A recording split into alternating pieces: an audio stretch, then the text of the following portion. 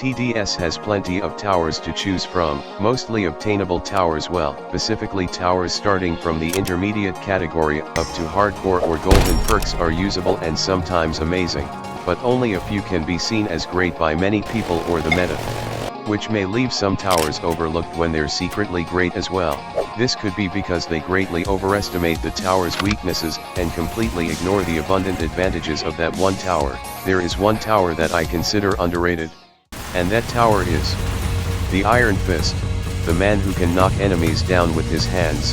It's Brawler.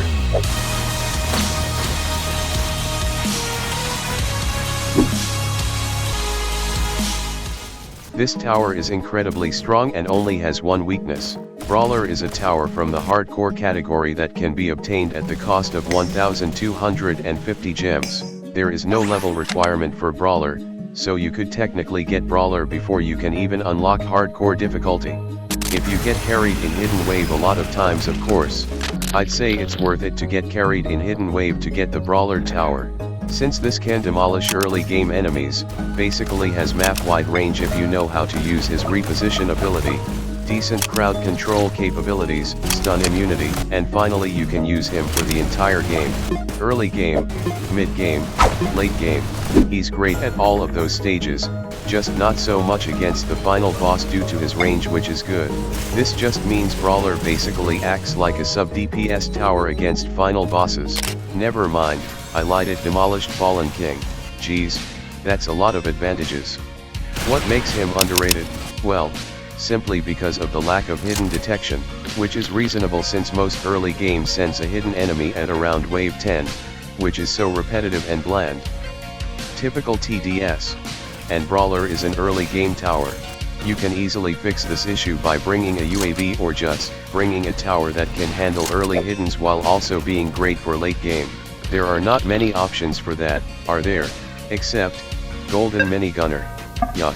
You can simply ask a friend to bring a tower that can handle early hidden anyway, or bring another early game tower for yourself, since Brawler can be used as a sub DPS for bosses, compared to other early game towers that can shred early game with ease and quickly.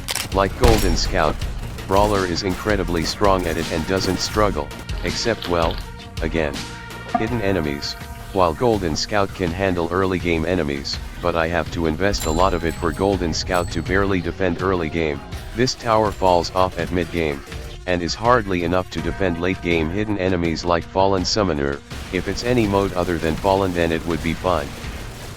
If you ask me which early game tower I should choose, Golden Scout or Brawler, to speedrun or casual play, I'd go for Brawler because he has plenty of value, and isn't great only in early game, it's also great for all stages of the game.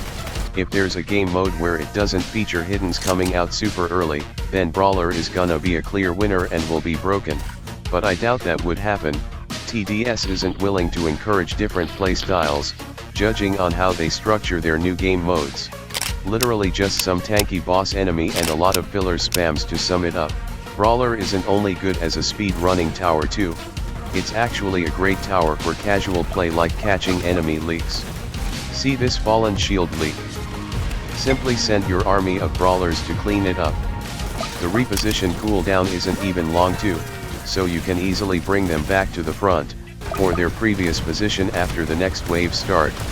Or even chain its ability for that sweet crowd control, if you're that insane. This is actually pretty fun and broken. This basically allows Brawler to have map-wide range, but you have to look out for his ability cooldown. I've implied that Brawler can be used against final bosses. Well, you might be wondering, how can a melee tower be reliable for that?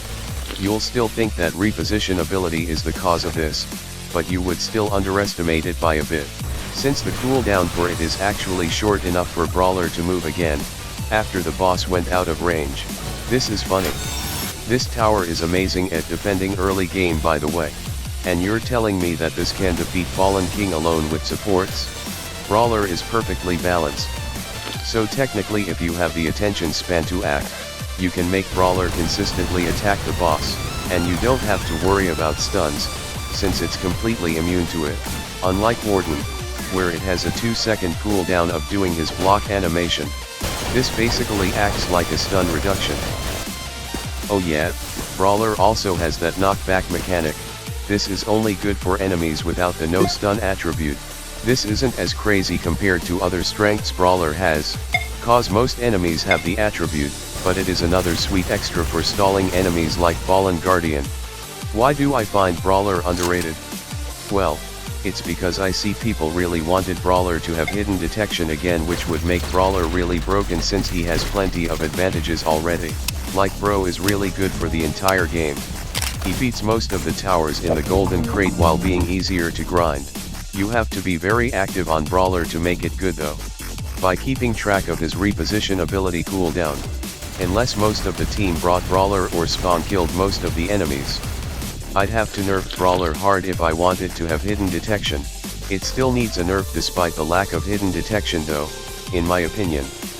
I rarely see players use Brawler, and even when I do they don't use Brawler at its fullest potential. This is the only tower where I can confidently say it's underrated. I also believe that I'm underrating Brawler for myself too, since I barely used it before recently. Not even when Brawler was at his prime. This tower is amazing and should be nerfed, by removing the amount of advantages he has, since he's an absolute jolt of a tower, good at almost everything. And master of well, almost everything. You could say Brawler is the master of all trades. No, greatest of all trades. Personally, Brawler's role should be more focused on mid-game to late game. Its early game capabilities should be removed, since his gimmicks show potential in the late stages of the game. This is how Brawler should be nerfed, not by making it generally weaker. It's also possible to keep Brawler being a Joe tower. But it shouldn't be a master of anything, just like Engineer. I don't prefer this balancing route, honestly. That's the Brawler tower for ya. A very underrated tower with great potential and probably enough to be sent in the nerf list. I mostly tested Brawler in Fallen since that mode has a difficult wave structure for solo. For other game modes, Brawler will cheese mid-game. Still easily usable in all stages of the game, it does require assistance from other players in hardcore early game though. You better take advantage of this tower. Do you think Brawler is overpowered? Or the lack of hidden detection kind of balances it out currently? This basically forces the devs to send a hidden enemy very early in the game if they want a game mode to be hard. That's all for today. Don't forget to sub, and like if you all like the video. Thanks for watching.